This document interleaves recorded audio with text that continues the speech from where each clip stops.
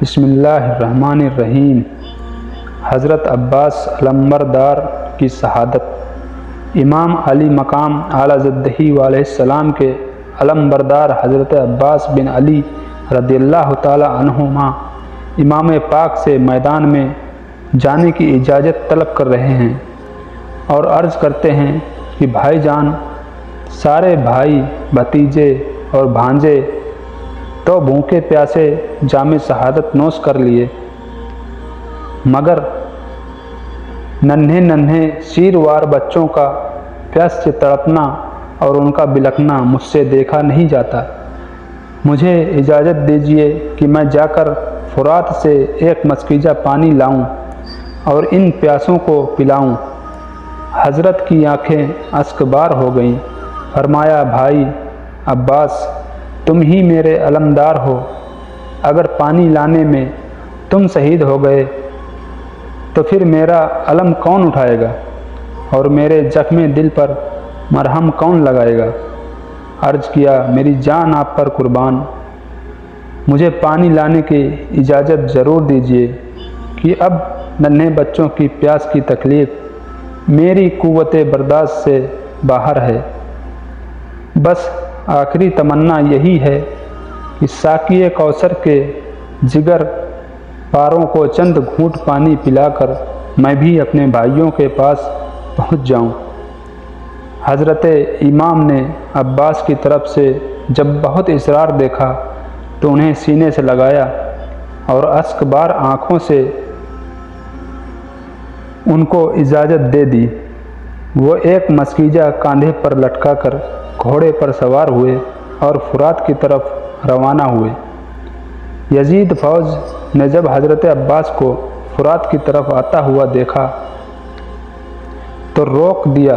آپ نے فرمایا، اے کوفیو، خدائے تعالیٰ سے ڈرو اور رسول اللہ صلی اللہ تعالیٰ علیہ وسلم سے شرماؤ۔ افسوس، صد افسوس کہ تم لوگوں نے بے شمار خطوط بھیج کر نواسۂ رسول کو بلایا، اور جب وہ سفر کی مشقتیں اٹھا کر تمہاری زمین پر جلوہ افروز ہوا تو ان کے ساتھ تم نے بے وفائی کی۔ دشمنوں سے مل کر ان کے تمام رفقا، دوست و احباب اور عزیز و اقارب کو شہید کر دیا۔ چھوٹے چھوٹے بچوں کو ایک بوند پانی کے لیے ترسا رہے ہو۔ سوچو قیامت کے دن نانا جان صلی اللہ تعالیٰ علیہ وسلم کو کیا منہ دکھاؤ گے؟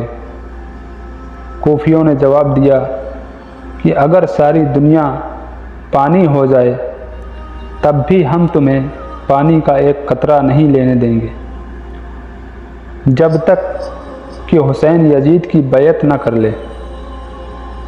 ظالموں کا یہ جواب سن کر آپ کو جلال آیا۔ فرمایا، حسین سر کٹا سکتے ہیں لیکن باطل کے سامنے سر جھکا نہیں سکتے۔ مرد حق باطل سے ہرگز خوف کھا سکتا نہیں، سر کٹا سکتا ہے لیکن سر جھکا سکتا نہیں۔ پھر حضرت عباس شیر کی طرح ان پر جھپٹ پڑے اور تلواریں آبدار دھواں دار چلانے لگے، یہاں تک کہ بہت سے دشمنوں کو موت کی نیند سلاتے ہوئے فرات کے قریب پہنچ گئے۔ پانی کے کنارے والی فوج نے جب آپ کو دیکھا تو وہ آہنی دیوار بن گئی، مگر شیر خدا کا شیر مارتے کاٹتے اور دشمنوں کی صفوں کو چیرتے پھاڑتے آگے بڑھا اور گھوڑے کو فرات میں داخل کر دیا۔ مسکیجہ بھرا اور ایک چلو ہاتھ میں پانی لے کر پینا چاہا کہ ننھے ننھے بچوں کا پیاس سے تڑپنا اور بلکنا یاد آ گیا تو آپ کی غیرت ایمانی نے یہ گوارا نہ کیا کہ ساقی کوثر کے دولارے علی اور فاطمہ کے جگر کے پیارے تو پیاسے سے تڑپیں اور ہم سیراب ہو جائیں۔ آپ نے چلو کا پانی ڈال دیا اور بھرا ہوا مسکیجہ بائیں کاندھے پر لٹکائے ہوئے نکل پڑے۔ چاروں طرف سے شور ہوا रास्ता रोक लो, मस्कीजा छीन लो, पानी बहा दो। ये अगर हुसैन के खेमे तक पानी पहुंच गया तो फिर हमारा एक सिपाही नहीं बचेगा। सबकी औरतें बेवा हो जाएंगी और सारे बच्चे यतीम हो जाएंगे। और हज़रत अब्बास इस कोशिश में रहे कि किसी तरह अहले बैते नबुवत के प्यासों तक ये पानी पहुंचाया जाए।